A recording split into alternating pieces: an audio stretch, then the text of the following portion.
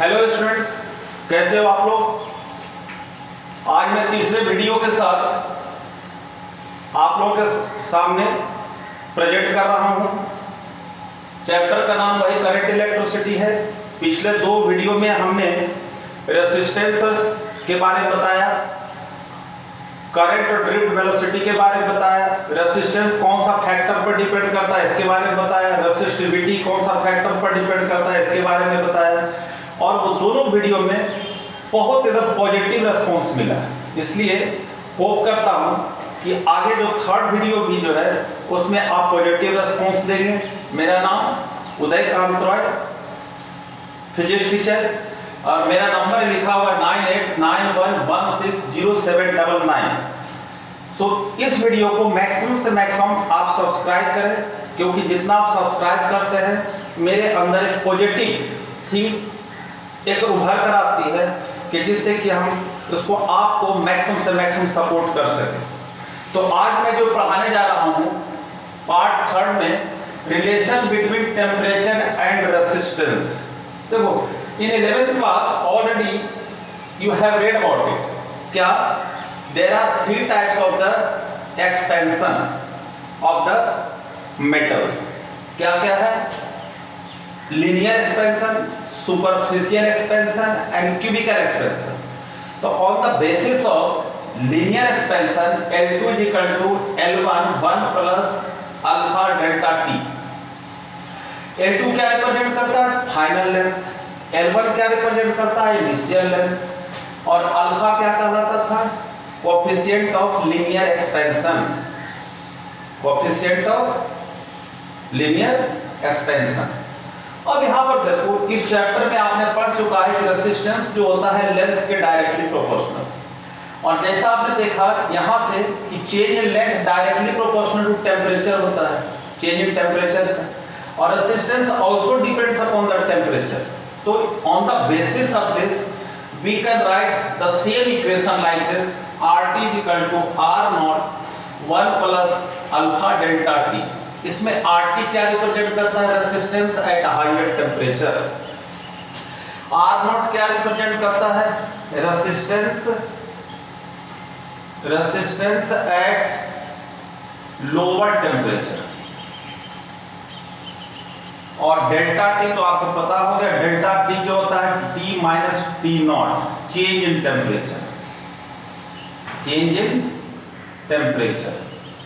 और अल्फा का आता है temperature coefficient of resistance, temperature coefficient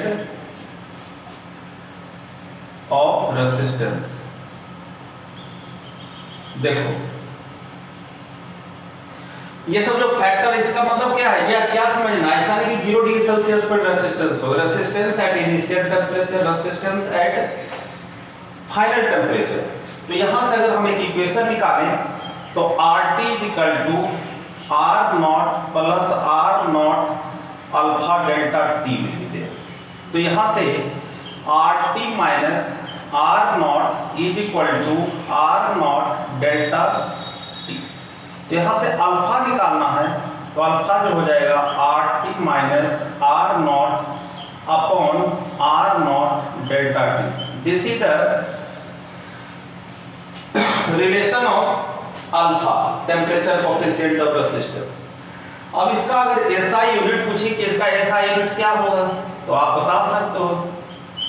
ऊपर भी रेजिस्टेंस और नीचे भी रेजिस्टेंस तो कैंसिल हो गया, तो इसको हम कह सकते हैं पर डिग्री सेल्सियस, पर degree Celsius. This is the SI unit of alpha. Alpha क्या होता है? Temperature coefficient of resistance. Okay, इसी की बेसिस पर, क्योंकि जैसा आपको पता है कि जैसे रेजिस्टेंस टेम्परेचर पर डिपेंड करता है, उसी तरह से रेजिस्टिविटी भी टेम्परेचर पर डिपेंड करता है। तो एक रिलेशन अगर निकाले, उसी तरह से equation of resistivity, equation of resistivity with temperature. तो इन सेम वे जैसे यहां से जो आया है, इसी को लिख सकते हैं rho T is equal to rho naught 1 plus alpha delta T, क्योंकि रेसिस्टेंस भी जो होता है, resistance is directly proportional to temperature and resistivity is also directly proportional to temperature for metals. Metal के लिए ये जो बता रहे हैं किसके लिए, मेटल्स के लिए। तो इसी इक्वेशन को और भी हम सिंप्लीफाई कर सकते हैं, rho naught plus rho naught alpha delta T. तो अगर हम इसको इस तरफ शिफ्ट करेंगे तो क्या हो जाएगा, rho T minus rho naught is equal to rho naught alpha delta T. तो सेम वे इक्वेशन आ जाएगा, alpha is equal to rho T minus rho naught upon rho naught delta T. अब ये देखो उसी तरह से जैसे हमने यहां पर कहा था सबका क्या रिप्रेजेंटेशन है, तो अल्फा फिर उसी तरह से कर दें कि वेयर अल्फा जो है आपका क्या कहेंगे, टेम्परेचर कोफिशिएंट ऑफ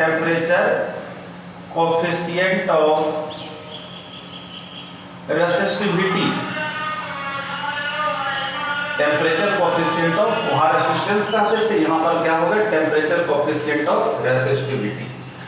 रोटी क्या हो जाएगा, resistance at higher temperature, resistivity at higher temperature. और रो नॉट हो गया वही चीज, रेसिस्टिविटी एट लोअर टेम्परेचर। और delta T change in temperature, T minus T naught, because numerical is also on the basis of this numerical is also the t minus t naught, that is called change in temperature। तो जैसे resistance का equation है, similarly that is equation of resistivity is also there. अब देखो कि जैसा आपने देखा कि अल्फा के लिए अल्फा का इक्वेशन हो गया, तो अल्फा की वैल्यू मेटल के लिए अलग होता है,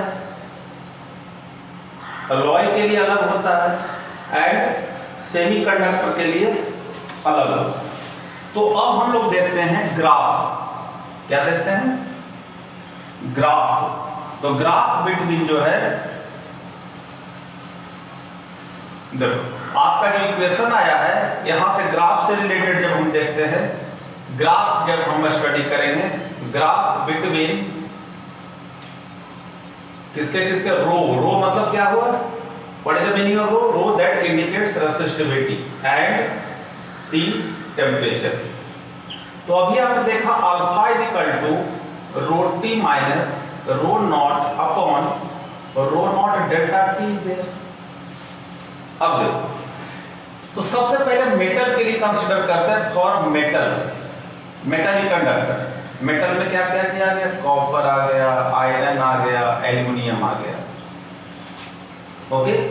अब इसके लिए अल्फा आपको पता है कि रेसिस्टिविटी जो होता है टेम्परेचर के डायरेक्टली प्रोपोर्शनल। इसका मतलब है कि resistivity at higher temperature will be greater than resistivity at low temperature. तब यहां देखो, इसका मतलब है कि यहां से देखें तो अल्फा की वैल्यू क्या आ जाएगा, यहां अल्फा अगर देखें, अल्फा की वैल्यू रो T minus rho naught upon rho naught delta T की वैल्यू पॉजिटिव आएगी, क्योंकि रो टी माइनस रो नॉट था, ये टर्म ग्रेटर है, तो रो टी माइनस रो नॉट की वैल्यू क्या आएगा, पॉजिटिव एंड वेरी हाई होता है, एंड वेरी हाई किसके लिए, मेटल के लिए। यही कारण है कि when current flow through the conductor, तो मोस्ट ऑफ द इलेक्ट्रिक जो करंट है that is converted into heat energy, क्योंकि अल्फा की वैल्यू हाई है। तो इसमें अगर ग्राफ ड्रॉ करने के लिए कहा जाए, जैसा आपको बताया कि ग्राफ में स्टडी करना है, तो एक्स एक्सिस पर हम ले लेते हैं टेम्परेचर, और वाई एक्सिस पर मैं क्या लेता हूं, रेसिस्टिविटी। तो फॉर मेटल के लिए इसका जो नेचर ऑफ द ग्राफ जो है, देखो इस तरह का ग्राफ आता है। क्या रिप्रेजेंट कर रहा है ये, कि 0 डिग्री सेल्सियस पर भी 0 डिग्री सेल्सियस पर भी बहुत कम रेसिस्टिविटी होता है, अल्फा की वैल्यू बहुत कम है। किसके? मेटल्स के लिए। ये फॉर मेटल के लिए बताया। अब दूसरा देखते हैं फॉर सेमी कंडक्टर। और सेमी कंडक्टर में क्या क्या आएगा? Silicon, germanium. तो इसमें क्या होता है कि रेसिस्टेंस जैसे होता है टेम्परेचर के इनवर्सली प्रोपोर्शनल, तो हम लोग कह सकते हैं रेसिस्टिविटी भी जो है टेम्परेचर के इनवर्सली प्रोपोर्शनल। कैसे होता है? तो सेमीकंडक्टर जनरली कहा किस पे जाता है? सेमीकंडक्टर का वैलेंस जनरली जो सिलिकॉन, लो और जर्मेनियम, उसका वैलेंस इलेक्ट्रॉन कितना होता है? 4। लेकिन एक्सेप्ट कार्बन को भी एक्सेप्शन में रखा गया है। तो ये कोवैलेंट बनाता है, क्योंकि 4 वैलेंस इलेक्ट्रॉन होने के कारण जितने भी सेमीकंडक्टर्स है सब क्या बनाता है? Covalent bond. और कोवैलेंट बॉन्ड एक जो है वीक बॉन्ड है। कोवैलेंट बॉन्ड क्या है? वीक बॉन्ड होता है। तो जब टेम्परेचर बढ़ाते हैं तो टेम्परेचर बढ़ाने से क्या होता है? उसका बॉन्ड ब्रेक हो जाता है। आपको पता है कि आयोनिक बॉन्ड एक स्ट्रॉन्ग बॉन्ड होता है और कोवैलेंट बॉन्ड जो है वीक बॉन्ड होता है। तो वीक बॉन्ड होने के कारण टेम्परेचर जब बढ़ाते हैं तो टूट जाता है। तो whenever the bonds breaks in such a case a large number of free electrons created, और वो फ्री इलेक्ट्रॉन क्या करता है? हेल्प करता है, कंडक्टिविटी में हेल्प करता है। तो इसका मतलब टेम्परेचर बढ़ाने से रेसिस्टेंस कम हो, तभी तो कंडक्टिविटी बढ़ गई। इसका क्या होता है रिलेशन? Inversely proportional. तो इन सच वेज क्या हो जाएगा कि rho T will be there less than rho naught. उल्टा हो गया इसका। तो अगर हम अल्फा की वैल्यू निकालें तो अल्फा की वैल्यू हो जाएगा rho T minus rho naught upon rho naught delta T की वैल्यू जो आ जाएगा नेगेटिव आ जाएगा। क्या आएगा? नेगेटिव आएगा। तो इसलिए इसके लिए अगर हम ग्राफ ड्रॉ करते हैं इसके बीच में, फिर वही एक्स एक्सिस पर हमने टेम्परेचर लिया है, वाई एक्सिस पर मैंने क्या लिया? रेसिस्टिविटी। तो इसका जो रिलेशन होता है इनवर्सली प्रोपोर्शनल है। तो एक किसके लिए हमने बता दिया? मेटल्स के लिए बता दिया, सेमीकंडक्टर के लिए बता दिया। अब एक थर्ड जो ऐसा बताया हमने किसके लिए? अलॉय के लिए। तो अलॉय के लिए क्या आता है?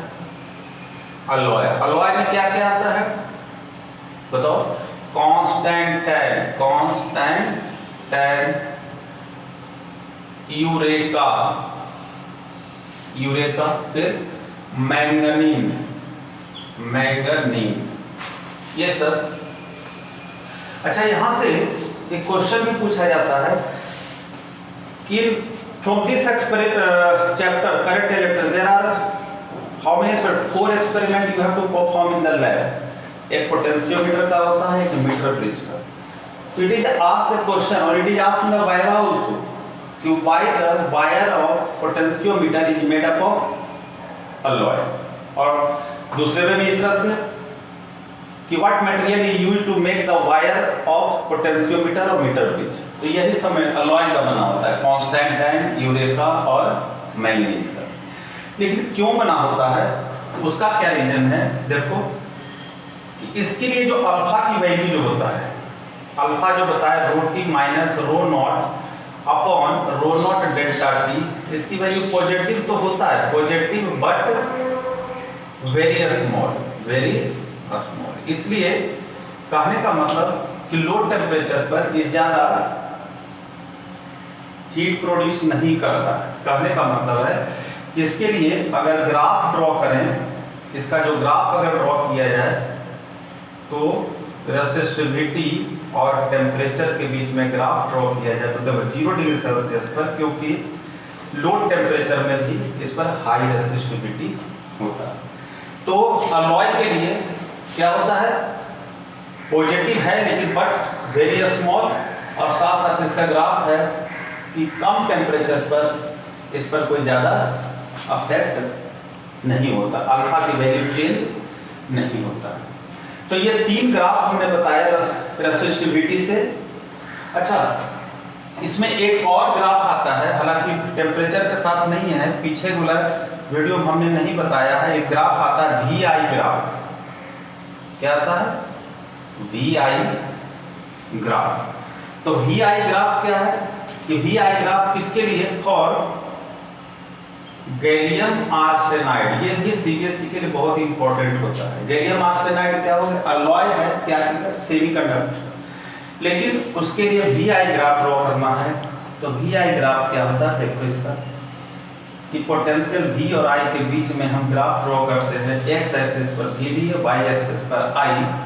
तो इसका जो ग्राफ का नेचर आता है, देखो इधर पहले तो स्ट्रेट लाइन आएगा, और स्ट्रेट लाइन आने के बाद थोड़ा सा कर्व हो करके इस तरह का ग्राफ क्या रिप्रेजेंट करता है ये ग्राफ से। और इसमें आता है ये भी मार्क करने के लिए कि मार्क करो कि यहां पर 3 पोर्शन ऑब्टेन होता है। यहां पर तो हो गया O से A तक लीनियर, O टू A जो है, OA जो ग्राफ रिप्रेजेंट कर रहा है लीनियर है। तो लीनियर मतलब क्या होगा? ओवे जो Ohm's law, obey Ohm's law, V directly proportional to I होगा। A और B के बीच में ग्राफ नॉन लीनियर है, AB के बीच में जो ग्राफ है नॉन लीनियर। इसका मतलब है do not obey Ohm's law, do not obey Ohm's law, Ohm's law को ओवे नहीं करता है। और तीसरा ग्राफ है BC। BC क्या करता है? ये नेगेटिव रेजिस्टेंस रिप्रेजेंट करता है, नेगेटिव रेजिस्टेंस। नेगेटिव रेजिस्टेंस का कभी कभी ऐसे आता है, ग्राफ दिया रहता है, कहता मार्क करो कि कौन सा रीजन, या ग्राफ को भी ड्रॉ करने के लिए आएगा, when the graph will be given there you have to mark this region. क्या रिप्रेजेंट करता है यहाँ? नेगेटिव कि पोटेंशियल हम लोग तो जानते हैं V directly proportional to I Ohm's law से। इसका मतलब है V विल इंक्रीज तो करंट आल्सो शुड इंक्रीज। लेकिन यहाँ क्या है कि पोटेंशियल बढ़ाते हैं तो करंट घटता है, पोटेंशियल राइज, इसका मतलब ये भी ओम्स लॉ को ओबे नहीं कर रहा है। ऐसे ओम्स लॉ का जो ग्राफ है आपको पता है, VI ग्राफ जो होता है स्ट्रेट, इसी के बेसिस पर जो ओम्स लॉ जो हम लोग कहते हैं कि एक ओहमिक होता है और दूसरा नॉन ओहमिक। तो ओहमिक का मतलब क्या हुआ? Ohmic material. ओहमिक मटेरियल का मतलब है कि दो material obey Ohm's law, obey Ohm's law को जो ओबे करता है उसको ओहमिक मटेरियल कहते हैं। तो ओहमिक मटेरियल में कौन सा आ जाएगा? जनरली जो कंडक्टर है, जितने मेटालिक कंडक्टर जो है, मेटालिक कंडक्टर, ये ओम्स लॉ को ओबे करता है। क्या करता है? इसका मतलब ग्राफ जो इसका आता है VI ग्राफ जो है, VI ग्राफ जो होगा स्ट्रेट लाइन, ये हो गया ओहमिक। एग्जाम्पल जैसे कंडक्टर बता दिया, डिवाइस में पूछा जाए तो डिवाइस में क्या हो जाएगा? गैल्वेनोमीटर, वोल्ट मीटर, नहीं, ये सब जो हो गया ओहमिक डिवाइस। और दूसरा होता है non ohmic material. Non ohmic का मतलब होता है जो ओम्स लॉ को ओबे ना करे, non ohmic material. Non ohmic का मतलब होता है क्या चीज? Do not obey Ohm's law, जो ओम्स लॉ को ओबे नहीं करेगा। तो कौन कौन ओबे नहीं करता है? एग्जाम्पल जितने भी अलॉय ओबे नहीं करता। इलेक्ट्रोलाइट ये ओबे नहीं करता। सेमीकंडक्टर ये सब नॉन ओहमिक, मतलब जिसमें का ग्राफ जो है स्ट्रेट लाइन नहीं हो वो क्या कहलाता है? Non ohmic. एक ग्राफ इसमें आता है कि जैसे इसका ग्राफ हम ड्रॉ करते हैं VI ग्राफ, तो VI ग्राफ सेमीकंडक्टर के लिए जो होता है, सेमीकंडक्टर के लिए, ये सेमीकंडक्टर के लिए जो ग्राफ बना रहा है सेमीकंडक्टर, तो सेमीकंडक्टर के लिए जो ग्राफ होता है ये किस तरह से आता है? ऐसे, और ये ग्राफ आता है किसके लिए? तो क्या है? स्ट्रेट लाइन नहीं है, तो इसलिए तो ये जो हमने बताया इस वीडियो में, तो आप इस वीडियो को देखें, पीछे वाला जो वीडियो है, दोनों वीडियो है उसी का कंटिन्यूएशन है। इसलिए जब भी देखो फर्स्ट वीडियो, सेकेंड वीडियो और थर्ड कंटिन्यूएशन, तो एक तरह से आपका चैप्टर जो है एकदम कंप्लीट हो जाएगा।